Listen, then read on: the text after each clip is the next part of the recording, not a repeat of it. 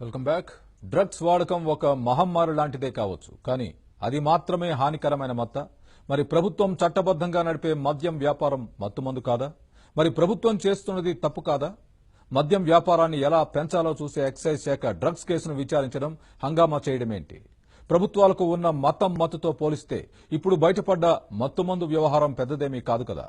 సూటిగా సంధించిన ఈ ప్రశ్నలు వ్యాఖ్యాత రచయిత్రి రంగనాయకమ్మ.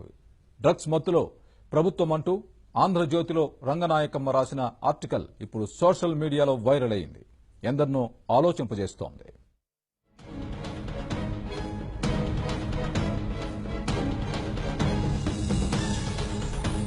రంగనాయకమ్మ పరిచయం అక్కర్లేని ప్రఖ్యాత రచయిత్రి, మార్క్సిస్ట్ మేధావి. ప్రోగ్రెసివ్ ఆలోచనలు రేకెత్తించే ఆమె పుస్తకాలు చదివి లక్షలాది మంది ప్రభావితులయ్యారు. రామాయణ విషవృక్షం రాసిన ఇదండి భారతం అంటూ ఆ చారిత్రక ఇతిహాసంలోని లోపాలను ఎండగట్టిన ఆమెది తిరుగులేని కలం. గత ఏడాది ఏం చెప్పాయి ఈ వేదాలు అంటూ వేదాలు ఫక్తు కవితలు తప్ప మరేమీ కాదని తన పుస్తకంలో వ్యాఖ్యానించారు. 85 ఏళ్ల వయసులోనూ సమాజాన్ని అత్యంత నిశితంగా గమనిస్తూ ఎప్పటికప్పుడు ప్రభుత్వాన్ని ప్రశ్నించడం రంగనాయకమ్మ ధోరణి. అదే క్రమంలో తాజాగా జాతీయ స్థాయిలో చర్చనీయాంశంగా మారిన డ్రగ్స్ వ్యవహారాన్ని తనదైన కోణంలో విశ్లేషిస్తూ తిరుగులేని ప్రశ్నల్ని సంధించారు రంగాజీ. జూలై 25న ఆంధ్రజ్యోతిలో డ్రగ్స్ మత్తులో ప్రభుత్వం అంటూ రంగనాయకమ్మ రాసిన వ్యాసం ఇప్పుడు విభిన్న కోణంలో చర్చకు దారితీసింది. ఇప్పటిదాకా డ్రగ్స్ పై ప్రభుత్వం ఉక్కుపాదం మోపుతోందని, ఎక్సైజ్ శాఖ పనితీరు అద్భుతమని సోషల్ మీడియాలో చర్చ జరగ్గా రంగనాయకమ్మ ఆర్టికల్ ఆ చర్చను మరో మలుపు తిప్పింది. మత్తులో ముంచెత్తే వ్యసనం డ్రగ్స్ మాత్రమేనా? మద్యపానం కాదా? మరి మద్యం వ్యాపారం చేసి జనాన్ని తాగుబోతులుగా మారుస్తోన్న ప్రభుత్వం చేస్తున్నది ఏంటి అంటూ రంగనాయకమ్మ సంధించిన ప్రశ్నలే ఇప్పుడు ఎంతో మందిని అవును కదా అనేలా ఆలోచనలో పడేస్తున్నాయి. ఇంతటి చర్చ రేపుతోన్న ఈ వ్యాసంలో రంగనాయకమ్మ ఏమన్నారో ఓసారి తెలుసుకుందాం. మత్తులో ఉన్న వాళ్లకి వాళ్లేం మాట్లాడుతున్నారు, ఏం చేష్టలు చేస్తున్నారో తెలీదు. మత్తు చిన్నదా పెద్దదా అని కాదు, ఎంతదైతే అంత మాటలు అంత చేష్టలు సాగుతాయి. డ్రగ్స్ ఆట మత్తు ఆట. ఇవేవో గొప్ప వార్తలొచ్చి పడ్డాయి. ఇదేం కొత్త? ఇన్నాళ్ల నుంచి మత్తుల మాట ఎరగమా? ఊళ్ల నిండా కిక్కిరిసుండే చుట్టలు, బీడీలు, సిగరెట్లు, సారాలు, గుర్రపందాలు, గుళ్ళు, గోపురాలు, లాటరీలు, జాతకాలు, జ్యోతిష్యాలు, ఇవన్నీ రకరకాల మత్తులు కావా? మనసు మత్తులు వేరు, శరీరాల మత్తులు వేరునా?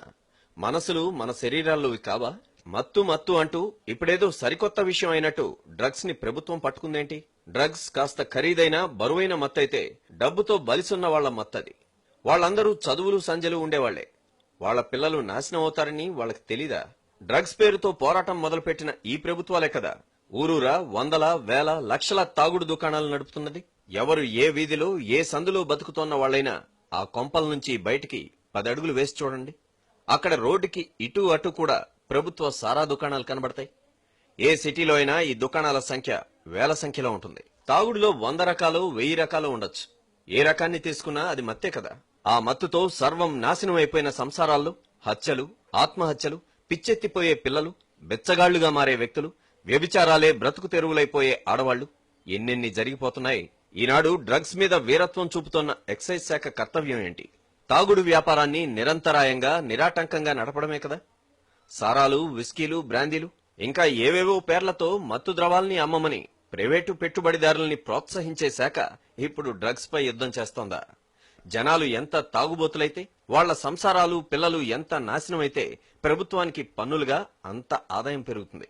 ఆ ఆదాయం కోసమే కదా రాజకీయాలు చేస్తున్నది. ప్రభుత్వానికి వచ్చే మొత్తం ఆదాయంలో 5వ వంతు ఆదాయం కొన్ని వేల కోట్లుగా తాగుడు ద్వారానే, కేవలం లిక్కర్ పాలసీ ద్వారానే వస్తుందని అనేక రాష్ట్రాల్లో లెక్కలు చెబుతున్నాయి. ఒక ముఖ్యమంత్రి తను ఇంకా ముఖ్యమంత్రి కాకముందే, తను కోరే రాష్ట్రం రాకముందే, రాష్ట్రం వస్తే తిరుపతి దేవుడికి కొన్ని కోట్లతో కిరీటాలిస్తానని మొక్కుకోవడమా?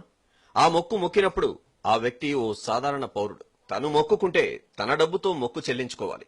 ప్రభుత్వ ఆదాయంతో మొక్కు చెల్లించగలిగితే అది ఆ వ్యక్తి మొక్కు చెల్లింపవుతుందా? అటువంటి మొక్కులు చాలా మంది మొక్కుతారు. అవన్నీ తీర్చడానికి వాళ్ళందరికీ ప్రభుత్వ ఆదాయం అందుతుందా? మొక్కు కూడా ఓ మత్తే. ఎవరి మొక్కు వాళ్లే చెల్లించుకోవాలి. బతుకమ్మ ఒక మత్తు, బోనాలు ఒక మత్తు. ఎవళ్ల మత్తుని వాళ్లు స్వయంగా తీర్చుకోవాలి. ప్రభుత్వ ఆదాయాన్ని మొక్కుల మత్తుల కోసం ఖర్చు పెట్టే హక్కు ఎక్కడి నుంచి వచ్చింది?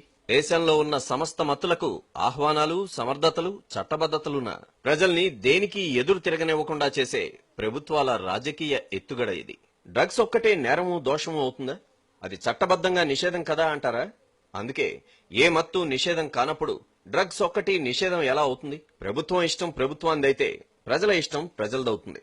ప్రశ్నిస్తారు, చర్చిస్తారు. న్యాయం దొరక్కపోతే తిరస్కరిస్తారు. ప్రభుత్వానికి కావాల్సింది పన్నుల పేరుతో ఆదాయం. తాగుడిని ప్రోత్సహించేది ఆదాయం కోసమే కదా. డ్రగ్స్ ని కూడా అందుకే ఉపయోగించుకోండి. కావలసినంత ఆదాయం సంపాదించుకోండి. మంత్రుల జీతాలు 100 రెట్లుగా పెంచుకోండి. ప్రభుత్వం నిజంగా ఉత్తమమైంది, నిర్దోషి అయితే ఆ వ్యసనాలు వద్దు. పిల్లలు నాశనం అవుతారు అని ప్రచారం చేసి మాన్పించండి. కానీ 2-3 ఏళ్ల పసికందులు బోరుబావుల్లో పడిపోయి ప్రాణాలు విడుస్తుంటే ఆ బోరింగుల్ని తెరిచి ఉంచిన దోషుల్ని ఏమీ చేయలేని ప్రభుత్వం మత్తుమందు మీద పోరాటం చేస్తుందా? ప్రజల క్షేమం కోసం ఏదో చేసేస్తోందని ప్రజల్ని అలా మత్తులో ముంచే ఎత్తుగడతో కాకపోతే దీనికి అర్థం ఉందా? తాగుడిని ప్రోత్సహించే ఎక్సైజ్ శాఖకు ఒక మత్తుమందు మీద ఇంత ఆగ్రహ జ్వాలలు రేకెత్తుతున్నాయి. అనేక రకాల మత్తుల్ని స్వయంగా చట్టబద్ధత పేరుతో జనాల మీద రుద్దే ప్రభుత్వాలు గంజాయి వంటి మత్తుమందుల మీద మాత్రమే జనాల దృష్టి మళ్లించి ఎవ్వర్నీ వదిలేది లేదు అని ఆత్మస్తుతి చేసుకుంటే అది ప్రభుత్వాల కపట నీతికి నిదర్శనం. ఆంధ్రజ్యోతి ఎడిటోరియల్ పేజీలో రంగనాయకమ్మ రాసిన ఈ వ్యాసం ప్రచురితమయ్యాక వాట్సాప్ లోనూ ఫేస్బుక్ లోనూ విపరీతంగా షేర్ అవుతోంది. ఫేస్బుక్ వేదికపై దీనిపై పెద్ద ఎత్తున చర్చ జరుగుతోంది. సహేతుకంగా రంగనాయకమ్మ అడిగిన ఈ ప్రశ్నలకు ప్రభుత్వం ఏం సమాధానం చెప్తుందని నెటిజన్లు కూడా క్వశ్చన్ చేస్తున్నారు.